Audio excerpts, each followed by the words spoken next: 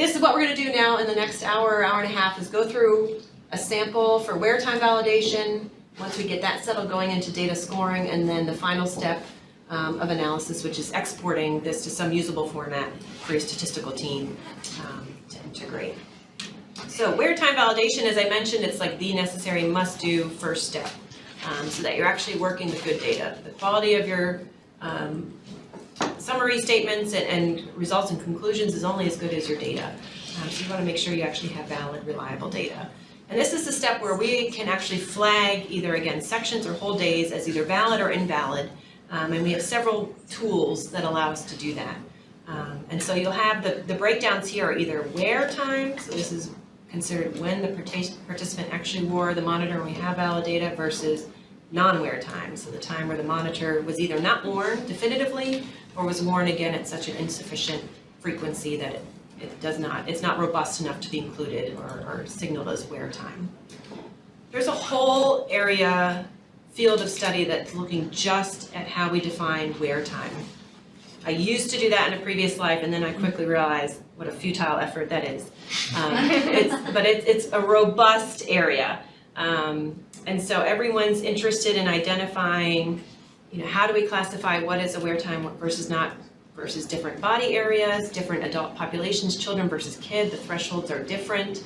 And among older adults, we see very differing outcomes depending on which algorithms people choose to analyze wear time and assess it with. So all of that means that we have very different estimates of wear versus non-wear time, and sedentary in particular has proved challenging. But that's probably the hottest area of the field right now, is looking at quantifying, objectively assessing sedentary behavior in older adults. And we'll talk about all of these various algorithms out there. But I provide just a smattering here of kind of titles available. And again, this is just like a small section, but people, again, are really interested and keen on doing this type of work in various populations. So all of these, for example, should be resources that we refer to in publications. And I have a list of them in the Dropbox. I mentioned that. There's a Word document in the Dropbox. It's called Useful Links and Resources. There's all this kind of stuff up there. So tools for determining wear time. Well, within the software, the whole reason why we purchased ActiveLife, because it's not cheap, is that it provides us this automated wear time algorithm. And so it gives us a host of algorithms to choose from that they pull from independent researchers. So Actigraph does none of this work as a company. It's a great business model, actually, because all the researchers are doing it, and then they pull it into their product, and then we use it and pay for that.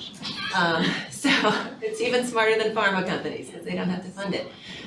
So there's a whole host of those options there. And if you click on the Wear Time Validation tab in your screen, you'll see on the top left, you've got this Troiano, which is the default, Troiano 2007. So this was the first study that took the NHANES accelerometry data and came up with wear time validation algorithms. And then you have the Choi 2011, which is the most recent standardized algorithm that they pull in here that was validated in the Women's Health Study that has a much more representative age range. And all of these you can either do a default, or you can customize, or you can just create your own, which I would not recommend, again, for the issue of publication. But we're going to go into each of those in detail and how we make the decision what we want to use. You all can also, again, another level of determining wear time is participant wear logs. So again, you deploy these devices, you ask to say, every day I want you to tell me when you put the monitor on and when you took it off. And if you took it off during the middle of the day to go swimming, I want to know what that time is as well. And we can upload those and make use of that on the back end as well. Now there's varying degrees of usefulness of these. Some people are really good about them, some people are not, so you don't want this to be the only system that you rely on. So again, I ordered these intentionally that we all use the algorithms, then we all start to make use of other data we have available. And the last one is this visual inspection, which is where you go into kind of these graphical displays of wear time, and you start to look at discrepancies between what the algorithm says is non-wear and what you have categorized as non-wear. And again, those are very special people that are doing that kind of work. I don't anticipate any of us doing that kind of work, but it's a resource, but again, is not to be used alone. So, Catherine, I got one question, I'm sorry. Yes, So, yes. You know, just in case somebody gets crazy Yeah. and wants to like dive in. Are you warning it? No, I'm not. I'm thinking about how I did not do what Juliessa did, and I probably have a lot of shuffling, and now I'm very concerned. If it's telling us that if it's not picking up, and we want to just double check, and we find that we think that maybe they were moving, is there a way to get that data, or make it, yes, they were moving, or, do you know what I mean? Yes, so yeah, you can't create, you have no option to create that data. But you do have the option to include a limitation sentence in your Okay. discussion about Gotcha. how it is likely underestimating the activity based on this. The other opportunity though is that there are studies that look at the difference between using the LFE and not. And you can refer to those. Yeah. Because it's not useful in all populations, it's not impactful in all populations, so Okay. you might cover yourself there Gotcha. too. Thanks. So I'm just going to jump in real quick. So I think it's important to understand the accelerometer measures two things. It measures acceleration, which is not velocity, right? So there's a difference. Everybody, I may be like insulting everybody, but I don't mean to be. But acceleration is the change in speed, right? So that's how when you getting steps, for example, in the z direction, you have a footfall and your velocity stops, but the acceleration, you get a spike, right? So, and then the other thing that it has in is an angle measure. It actually has a device that physically measures the angle as the angle changes. Everything else is calculated. Everything else is derived. So if you're trying to get velocity or get changes in angles or get all these, they're all calculated, they're all derived.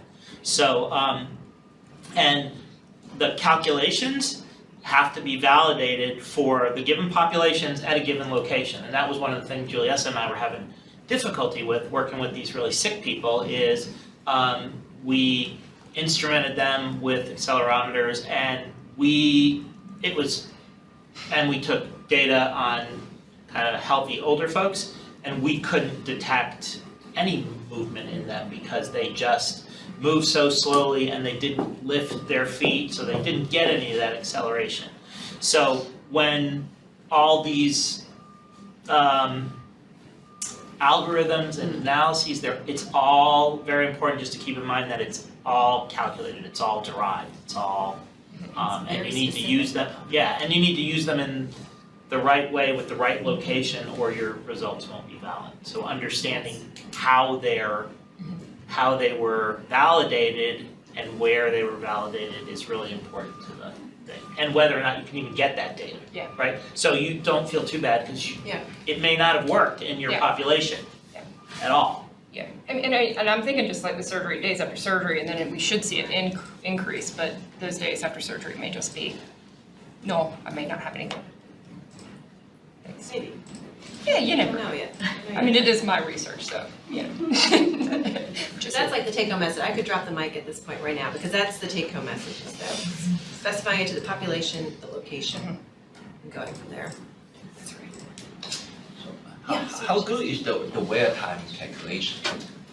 It depends. Again, it depends on how you're using and how you're applying it. So I'm going to go through an example, I think in the next slide, about looking at those two algorithms relative to older adult patients, and you'll kind of see what the sensitivity in that looks like.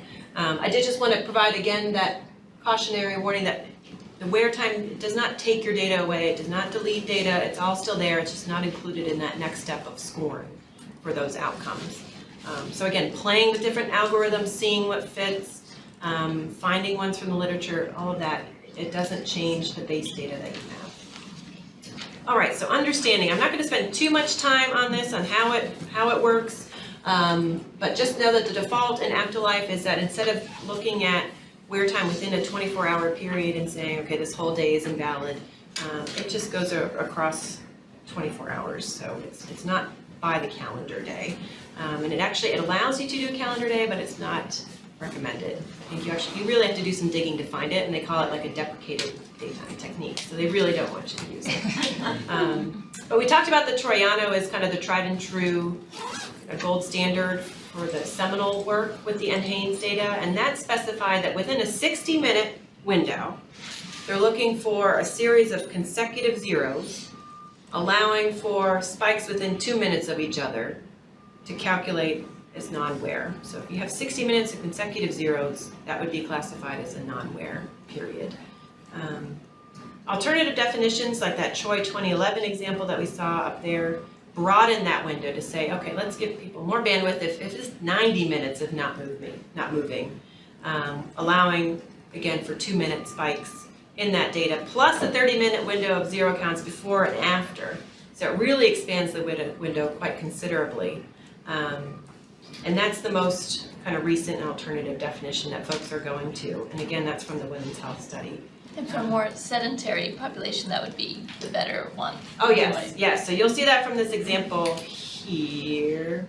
We'll get to it. Anyway, we're going to run that on your patients today and see what the implications are of those two. Can you change that? Does that have to be set up before? No, Okay, this is all after. Thanks. And multiple times. Yeah, exactly. All of this Great. stuff is fluid and can be fit. And again, if it's available, Troiano, you try to use the vector magnitude, trying to take advantage of all three, but some of these algorithms don't allow you to. So again, it's just working within the parameters that they give you. All right, so defining wear time. This again is a consideration you need to have for who you're measuring and how you're doing it. Some of you are doing cutting edge work in different populations that have never been studied before, in settings that have never been tested. ICU. The field standard for lifestyle physical activity is that we want someone to wear it for 10 hours a day. We have found that that's a reliable chunk of time to say that I can reliably then from that extrapolate what your general activity level is. So that's the lower bound of valid wear time per day, so 600 minutes, 10 hours. Minimum days of valid time, we say you want at least 3 or more days, again, to characterize reliably someone's lifestyle physical activity. But again, if you're not doing lifestyle, or you're doing some bizarre or unique population. Never she looked at me at Yeah, that. also, bizarre and unique. That's the ultimate combination. This might not be feasible, this might not be possible, and so you might be the person that's actually coming up with alternative criteria, saying, okay, actually, in these people who have really consistent day-to-day activity, if you're in the inpatient setting, day 1 looks like day 2, looks like day 3, then you start to look really different. Versus for all of us, our day-to-day is very different across the period. So if you have less variability in your activity pattern, you could probably get away with less hours per day of wear and fewer days. What's also nice about this, though, is that, again, a typical protocol is to deploy these out in the field for 7 days. So if you get it back and you look at that AGD snapshot and you see, okay, actually they only wore it for 3 or 4 days. Oh, but thank God, I don't have to get on the phone and call them because that's the minimum I need. I don't have to have a full 7-day data set. Again, I mentioned consultation, kind of considering what that would be. Later on, I'll get into, again, that the exciting, I think, space where this work is going is coming up with more sophisticated statistical approaches to using these data. So it used to be, up until very recently, that we would just use the data that we had collected. It didn't matter that on the 4th day I had 6 or 7 hours of wear. I had to scrap that whole day because it didn't meet 10 hours. Now people are coming up with imputation techniques that allow us then to try to make the most of what data we have and capitalize on it. So that's a really exciting area of work. But for now, we're still kind of in this kind of zone.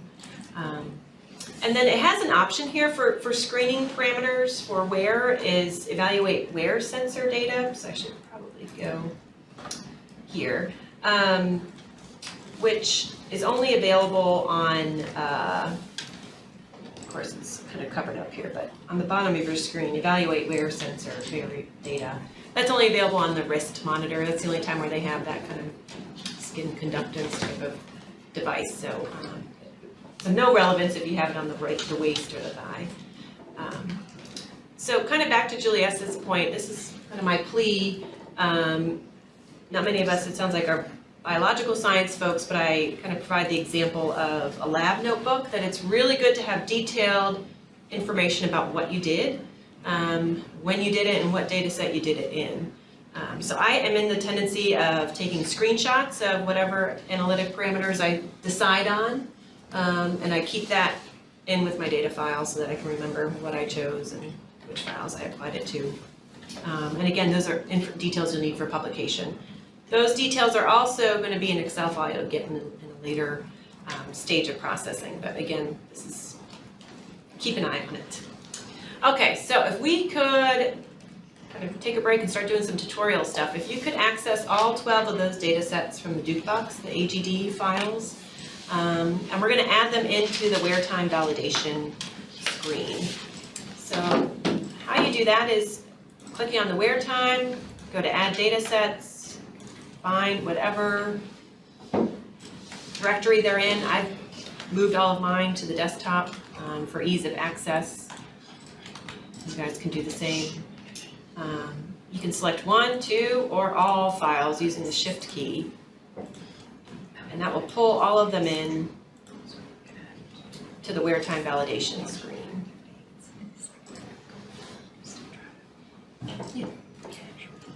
And now the first column here, the checkbox set, allows you to, for example, if you only want to analyze certain data, or if you want to go ahead and process all of it, just go ahead and leave all of the columns checked and everything will be analyzed. So for this demonstration, I want you guys to go ahead and choose the CHOI. Do the default, which gives you again that 90 minutes, 30, 2-minute spikes. And then under the optional screen parameters, we're going to go ahead and do the minimum wear time per day, which is 600 minutes. And the minimum days of valid wear is 3.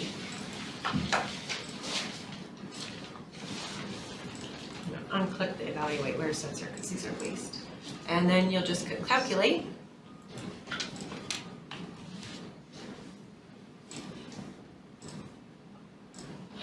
Yes. Maybe run through that again, Yes, to make sure everybody's caught up. absolutely. All right, so we add the data set. Pick this CHOI 2011. So you can do add files, select where they are. CHOI 2011 default, so that'll give us a 9032. Minimum wear time, I'm going to use the field recommendations of 10 hours, so 600 minutes. And then minimum days, again, field recommendation of 3.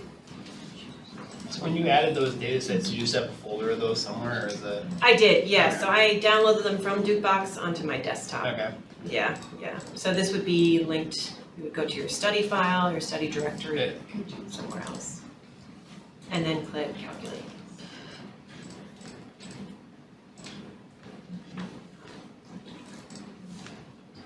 Okay. Now, this can be a handy time to start talking about our units again. So if we scroll over together across the various columns that you have, you'll see that this total data set length, this is really just the cumulative time that a person wore a device. And it helps to have these units here so you can understand, okay, this is 9 days, 14 hours, 36. Otherwise, these would just be presented with colons and would be kind of hard to interpret. So it's a great way to view your activity data here in the software. But again, prior to that final stage where we export it, I would take those out. But if you don't have them in there, I would recommend adding them now. Again, going just to tools, options, and show text for hour, day, minute. Okay, so I'm going to keep this screen up for us, but I want you to be in the software. And you'll see that all of the columns that we have across there, there's a number of different variables you can have. I have highlighted really the one that we report in publications or analyses. So you can see you have a whole host of information, but most of it we don't use. And that's because a lot of it is summative over the entire monitoring period as opposed to giving us some sort of meaningful metrics. So this is the number of days detected by the algorithm. These are the number, you have this non-wear period, number of non-wear bouts or days detected, how long the device was worn, again in totality, the total time the device was not worn, the average length wear period, average length non-wear period, percent of the day, or percent of the wear time, the non-percent wear time. This sometimes I do report in publications, but actually, yeah, but it's only per validated day, so it's not this one. Average wear time per total day, again, this is just all summative data, and it really isn't valuable because it's heavily skewed by how many days a person wore the monitor, right? So you never want to compare people on their total wear length, because it really doesn't tell you much about what they did. But here is where the money is the average wear time per day with wear time. So these are the days that met that baseline for 10 hours a day, 3 days, with 10 hours per day, and then you divide the total time by how many hours they wore it in there. So that's really the only variable I report from this screen. And then again, you have cumulative hours, average non-wear time per all days, and average wear time per days with wear time.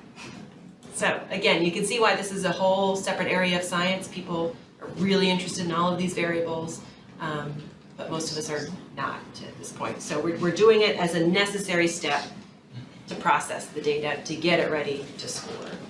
Now, if you go back, you guys are already in there. If you were to click this button down here, Show Preview Graphs, and you click Calculate again, you'll see this screen pop up.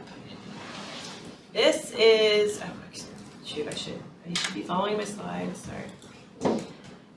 Yeah, see, I went ahead, I knew it. Let's go ahead and give you some practice time.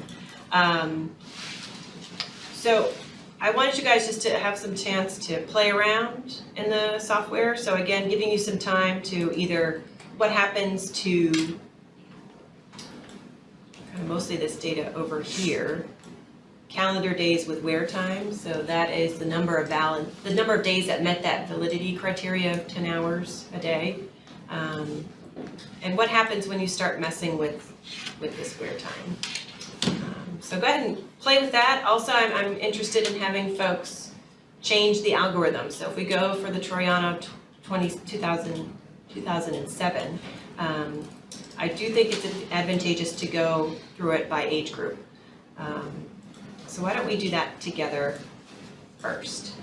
So if we uncheck all of our boxes, and for this first exercise, I want you only to check the 446793 data file and the 094504 data file. And then we'll change it to the Troiano custom.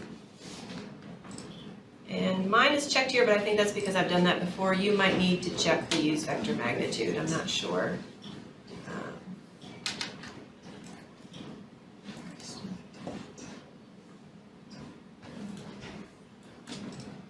And again, doing the 600 minutes, 3 days. Now if you click calculate, everybody there? Grayed out on my side, it's not letting me make any changes. Did you do custom? It won't let her click anything though.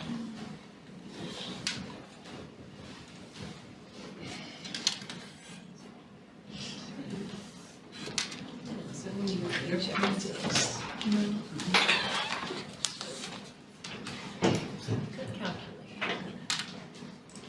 Try this.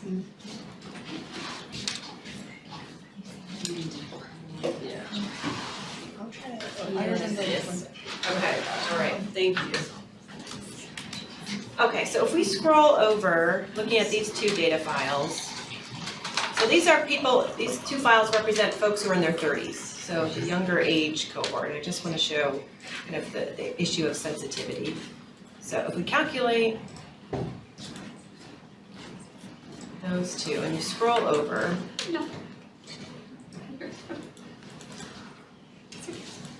and look at percent wear and non-wear.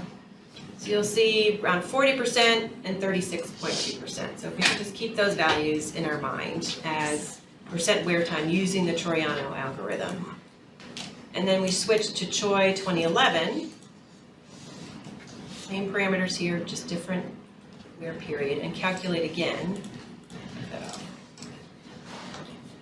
And we look at where, you see it's virtually no different, right? So in younger folks, it really makes no difference between the Choi and the Troiano. If you have healthy 30-year-olds, this is not a huge consideration. Now conversely, if we start looking at this in the 70 and 80-year-olds, so for this example, if we do 251, I'll put this up here for everyone. If you can select the 251941, the 562365, 733464, and the 948655. So if you have 4 files checked. Wait, so tell me, say that one more time, sorry. Yep, just these 2. Just those two, okay. Yep. All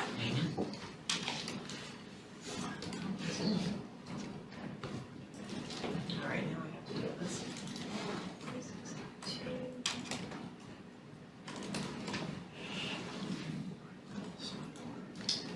How do I get it? So here, I'm going to start with Troiano. Good. And calculate. So I'm having the same problem she was having. I can't, All grade? yeah, You have to close out the output file. thank you.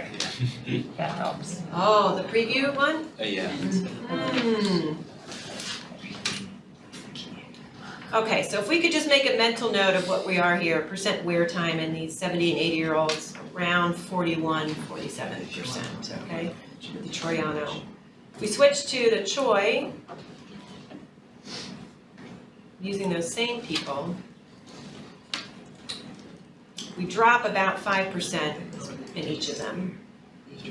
So we gain about 5% in each of them. So it gives them more credit for more time wearing the monitor. So that's 5% of data that we've gained back, that we would have lost if we had used the Troiano standard algorithm. So again, that's a whole conversation we could have in addition to thinking about what's the best fit for your population and what you're doing. But again, for older adults in particular, we almost exclusively use the Choi algorithm for wear time. Now, I'm not going to spend too much time on those preview graphs because it's a ton of information. And most of us are not going to be in the business, nor would I recommend that we be in the business of trying to manually alter or override data selection. So, for example, up here in the file kind of box lists all the data files that we have that we've scored. Down here we have very detailed kind of graphical representations of these data over the 24-hour period. And you can use this kind of scrubber, as they call it, to zoom in or zoom out. The blue kind of areas here represent data that has been indicated or flagged as non-wear. The magenta shows the data that was flagged as non-wear using whatever algorithm we specified. So you can imagine that most times both of these are going to coincide. They're going to be consistent. But if, for example, you had some overwhelming reason that you'd say, actually that bout from 11:36 to 10:43 should be set as wear, you could come in here and do that and start making those changes. But again, it's rarely, if ever, I have to do that with just a visual inspection. But this is, again, you can provide detailed information about, okay, here are activity or bursts of activity. Here's when they, perhaps 12 a.m. to 8:30 a.m., that's when they're sleeping. This is when they're taking a nap. This is when they're showering. You can have that detailed data there as well. Now, if you want to do a really deep dive, you can click on the Open Current Files and Advanced Details. And that gives you, per day, again, a summary of what the wear, percent wear, vector magnitude summaries per day. And if you go down at the bottom here, you have wear time and non-wear time periods. That again, you could go through and manually click for example, if one bout from 12 a.m. to 8 a.m., which we categorize as sleep, but for some reason you wanted to say it was activity, you could check that box and use it. And again, none of this changes your data, all of your data. But this is a time where you could export this type of information. Again, if you're really doing a deep dive, you want to look at wear time. This is a screen to do it. And if you do it that way,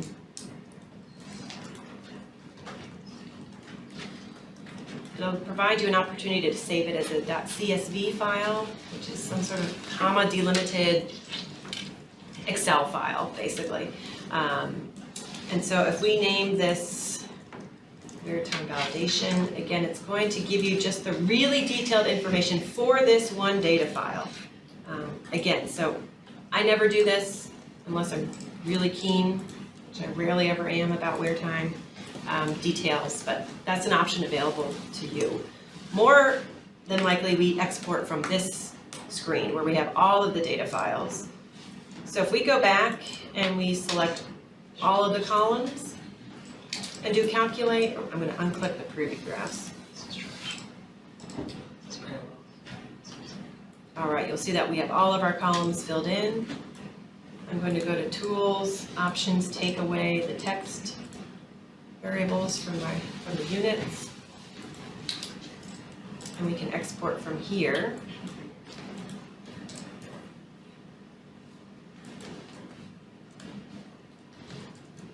And then you'll get a summary by patient of the total wear time, or of the total monitoring period. And that's really what you want.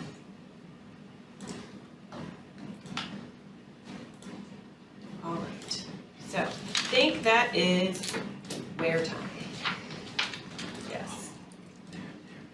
Oh, that's right, I was gonna provide an example. In that data file, if you guys still happen to have your Excel files open, you'll see that there's one patient where I've used like the full study name, for example.